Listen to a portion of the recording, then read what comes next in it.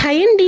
కొన్ని గంటల్లో మనమందరం కూడా 2025కి గుడ్ బై చెప్పేసి 2026కి గ్రాండ్ వెల్కమ్ అయితే చెప్పబోతున్నాం. అందరి జీవితాల్లో లాగానే నా జీవితంలో కూడా ఈ 2025 పెద్ద పెద్ద బాధల్ని, చిన్న చిన్న సంతోషాల్ని ఇచ్చింది.